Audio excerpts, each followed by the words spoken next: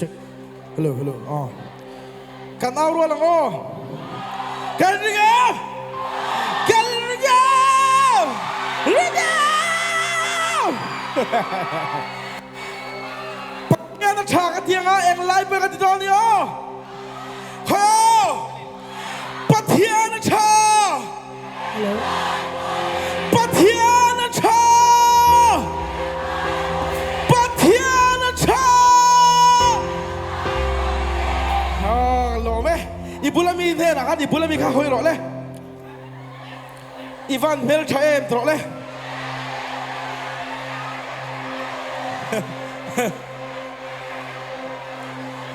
Ibulami vek ne na kan mo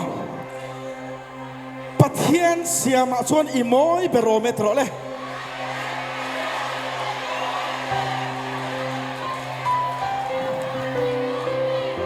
Hallelujah.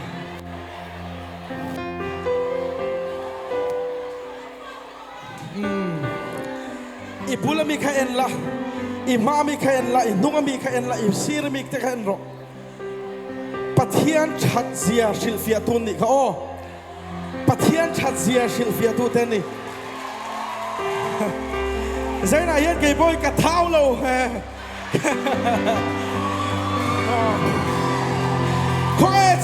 Kung sa mani branch day. Kung Lalhrnuaitluanga branch day.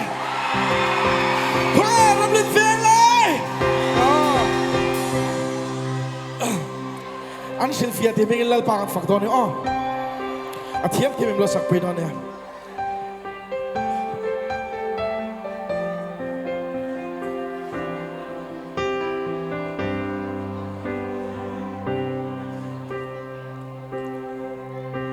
Min mangay di kasya itil siya maalam kalele kadu zong Kamoy ti zong perle Katin lung sung ril per Luak chini kut suak ten Min mangayan Hrilhfiah Kapay no Eng po mayan Min mangay ti Hrilhfiah Mi suak per hi Nang iming mangayan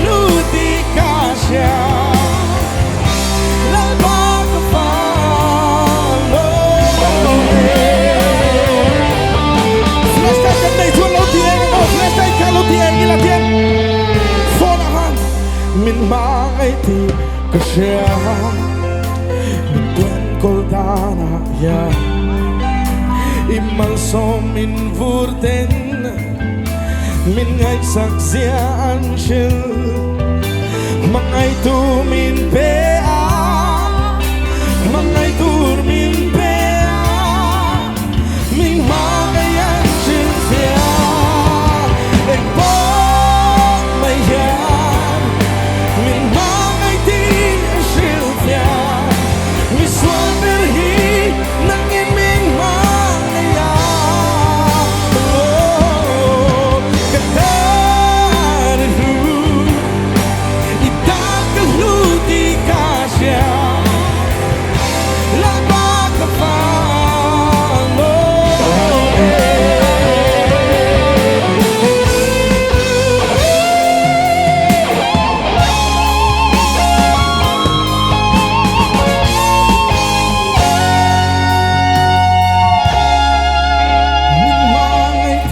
Kasya ituar na alam Patyan fa pa meo ka Nuna kanay tena Tiko saan kaya Hallelujah Sa ruang waldo beri Min mga Hrilhfiah Ang pamayan Min mga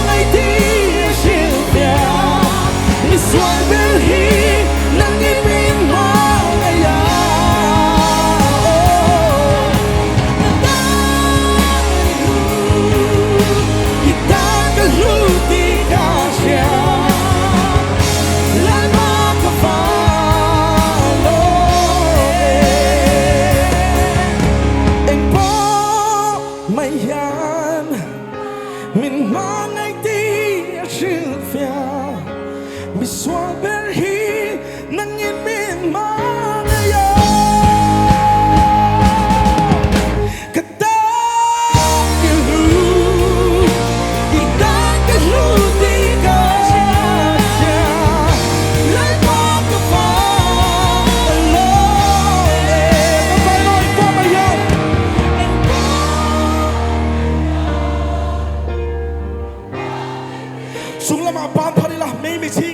nena lo saro le pathian nena o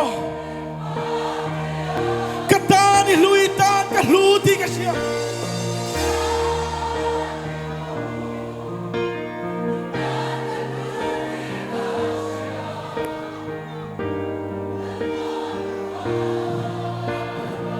vui khát lệ o anh po mai hiền thì lo còn lệ kan vai no anh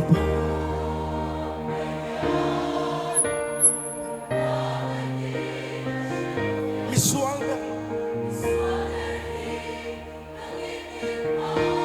pathian nena kan katani luitan ka luti ka siya lo tiro hallelujah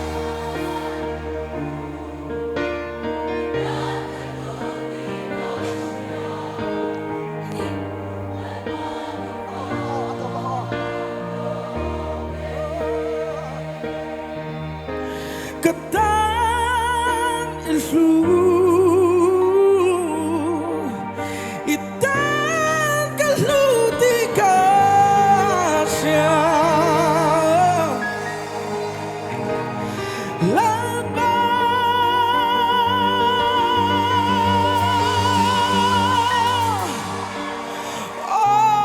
kamfa lo